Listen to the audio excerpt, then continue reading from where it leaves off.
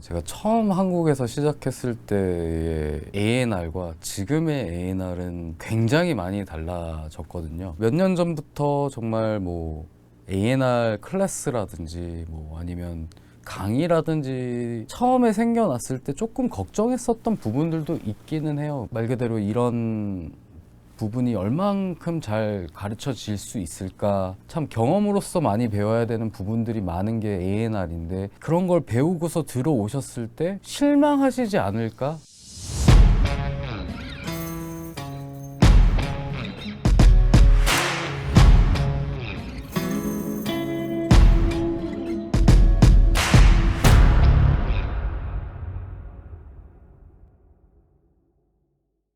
안녕하세요. 저는 CJENM 음악 컨텐츠 사업본부 음악사업부 A&R 팀의 팀장 제임스 리라고 합니다. 반갑습니다. 제이미 팍스라는 배우 겸 싱어 아티스트와 처음 제가 엔지니어를 시작할 때 그분의 스튜디오에서 일을 했었고요. 그 이후로는 이제 LA 쪽 주위에 이제 크고 작은 베뉴들에서 모니터링 엔지니어 아니면 프런트 오브 하우스 엔지니어 이런 쪽으로도 계속 일을 하다가 좀 더 제 자신을 익스밴드 하고자 케이팝이 굉장히 부상을 하고 있었을 때였는데 미국에서 어쨌든 음악 일을 했다 보니 한국 비즈니스를 배우면 그래도 중간자 역할을 좀 잘할 수 있겠구나라는 생각을 좀 했고 그렇기 때문에 한국을 배워야 되겠구나 하고서 이제 마음을 먹고 한국을 나오게 되었습니다. 신인 개발 일도 했었고요. 솔로 여자 아티스트를 키우는 회사에 있었고 해외 작곡가의 곡을 한국에다가 파는 역할도 하면서 그래도 한국에 여러 곡을 팔기는 했지만 저 자신한테 좀 기억나는 곡은 그때 당시 이제 조용필 선생님의 바운스 앨범에 영국 작곡가의 곡을 그 두 곡 정도를 이제 팔 수 있었던 부분이 조금 기억에 남습니다. 스타제국이라는 곳에서 본격적으로 A&R이라는 일을 시작하게 되었고요. VOS, 주얼리, 제국의 아이들, 그리고 나인뮤지스 뭐 이렇게 어떻게 보면 저의 본격적인 A&R 커리어를 거기서 시작하게 되었죠. 제가 아무래도 이제 미국에서 왔었기 때문에 한국에 아는 사람도 없고 인맥이 없었기 때문에 사람들을 알아가기에는 굉장히 좋았던 회사였던 것 같습니다. 지금 제가 이렇게 한국말을 잘하게 된 것도 그 회사 덕택에 이제 와블이라는 이제 신인 여자 자매 듀오였었고요. 그리고 바로 이어서 했던 게 스피카 그리고 SG 워너비였습니다. 그 뒤로 이어서는 이제 에릭남을 또 하고 있었고 그 이유가 이제 원어원이었죠. 예.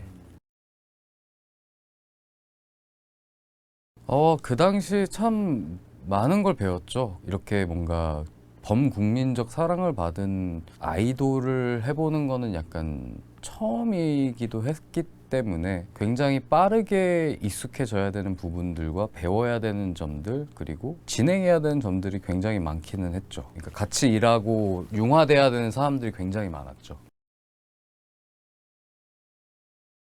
좀 재밌는 부분들이라고 하면 뭐 엠넷과 협업해서 걸스 플래넷이라든지 보이스 플래넷 이전에 수우파 그다음에 스맨파에 나오는 신규적으로 필요한 음원들에 대해서는 저희 팀에서 다 도맡아서 진행을 하고 있습니다. 예를 들어서 스맨파의 경우에는 저희가 비즈니스 사이드 오브 띵스도 하고는 있지만 음악 감독님과 또 협업을 해서 신규적으로 내야 되는 음원들에 대해서 뭐 음악적 방향성이나 사운드적인 부분이나 이런 부분도 같이 인버브먼트 해서 일을 하고 있습니다. 일단 저는 A&R들은 작곡가님들에 대한 그냥 인스턴트 리스펙이라는 게 있고 솔직히 공생 서로 이끌어주고 같이 가는 존재로 이제는 승화됐다고 저는 생각을 하거든요. 회사들마다 뭐 또 A&R들마다 작곡가님들을 대하고 비즈니스를 하고 이런 방법들은 다 다르겠지만 작곡가님들의 크리에이티브네스를 가장 많이 끌어내려고 노력을 하고 있고 그래도 그 중간중간 사이에 저희랑 많이 소통을 해주시는 작가님들의 곡들이 가장 많이 좀 선택이 되지 않나라는 생각이 들기는 하더라고요. 이게 단순히 친하고 안 친하고의 문제가 아니라 아무리 안 친해도 저희한테 많이 물어봐 주시고 회사가 어떤 방향에 그리고 아티스트가 어떤 방향으로 가고 싶어 하는지에서 많이 인포메이션을 알면 아실수록 음악에 채용을 해주시고 차용해 주시고 시너지를 냈을 때 좋은 음악이 나오는 것 같아서 확실히 저희랑 소통을 많이 해주시는 작가님들과 일을 많이 하게 되는 것 같습니다. 이거는 제가 늘 어디 가서든 하는 얘기이기는 한데 저는 A&R은 뭐 다들 아시겠지만 Artist and Repertoire이라고 하는데 저는 Artist and Relations라고 생각하는 늘 중간에 있는 사람이기에 그 누구보다도 소통을 잘 해야 되고 그 부분에 대해서 굉장히 무게를 가지고서 일을 하고 있습니다.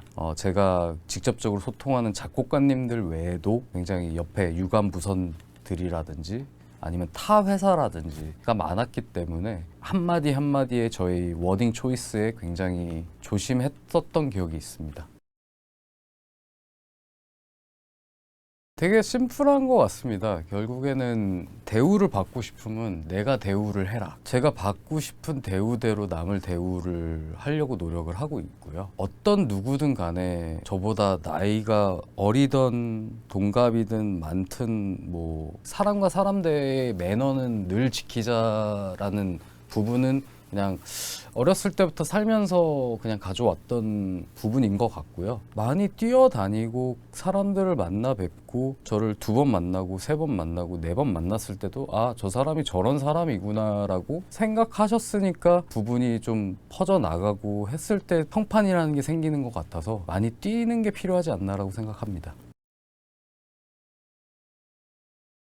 사람들 MBTI 얘기를 하지만 저는 I인데 결국에는 경험인 것 같습니다. 지금 이 자리에서 이 인터뷰를 할 수 있는 것도 이전에 인터뷰를 해봤기 때문에 이 자리에서 인터뷰를 할 수 있는 거지 결국에는 경험이고 처음부터 소통을 잘하고 할 수는 없습니다. 하지만 소통을 잘하려면 그래도 말을 잘하지 못하더라도 저 사람은 어떤 의도로 나한테 무슨 얘기를 하고 있느냐에 대해서 들을 마음만 가지고 계신다고 하면 남들보다 말빨이 약하고 뭐 스킬적으로 부족한 부분은 내가 노력만 하고 경험만 쌓는다면 어느 순간부터는 나도 말 잘하네? 나는 절대 말을 잘 못할 사람이 같았는데 지금은 잘하네에 도달하실 수 있을 것 같습니다.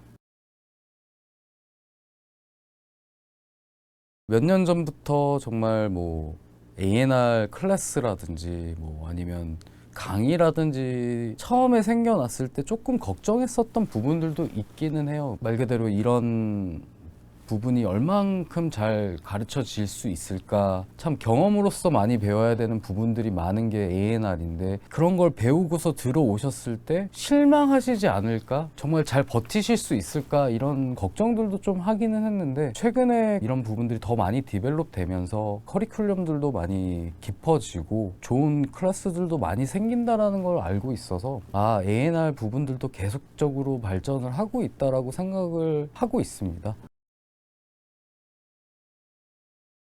A&R을 한다고 해서 처음부터 내가 모든 거를 컨트롤할 수 있고 모든 음악에 대해서 다 알고 하는 게 아니거든요. 어떤 일이든 간에 처음부터 시작해서 그만큼 노력을 하고 가야지만 내가 아는 거고 내가 하고자 하고 내가 표현하고자 하는 것들을 경험해야지만 나중 가서 하고자 하는 부분들을 표출하실 수 있는 거라서 계속 얘기 드리지만 중간자의 역할 그리고 늘 소통을 해야 되는 자로서 굉장히 힘들 수밖에 없는 위치에 있기 때문에 그거를 좀 잘 버티어낸다라고 하면 그만큼 끝에도 정말 여러분들이 상상하시는 그 음악적인 인버먼트와 본인이 생각하고 크로스오버 하고자 하는 음악적 방향을 대중에게 선보일 수 있는 그런 일이기 때문에 도전해도 정말 너무나 좋은 직업이라고 생각하고 있습니다. 작곡가로서는 알고 있었고 그러면서 제가 여자친구 곡 의뢰를 드리기 위해서 찾아뵀었죠. 그게 저희의 접점이었죠. 하지만 늘 그 전에는 이제 서로의 존재에 대해서는 알고 있었고 하지만 만날 접점은 없었었죠. 제가 다시 CJ로 오고 저희가 그때 당시에는 이제 내부에 저희 음악을 또 책임져 주시고 같이 일을 할 작가님이 필요했기 때문에 저랑 많은 얘기를 나누게 됐죠. 저희 회사에 오시게 된 거고. 나 아직도 기억나요. 그때 딱 글래스를 보내주셨을 때 역시다. 그게 아직 저 아직 그게 기억이 나요. 네. 그러고 나서부터 힘들어졌죠. 돌아보면 2년 돌아보면 그러니까 뭐 힘든 점도 많았는데 또 발전한 점도 꽤 많아요. 생각보다 좋아져야죠. 더 많이 더 좋아져야죠. 초대해 주셔서 감사합니다. 뭐 이래야 돼요?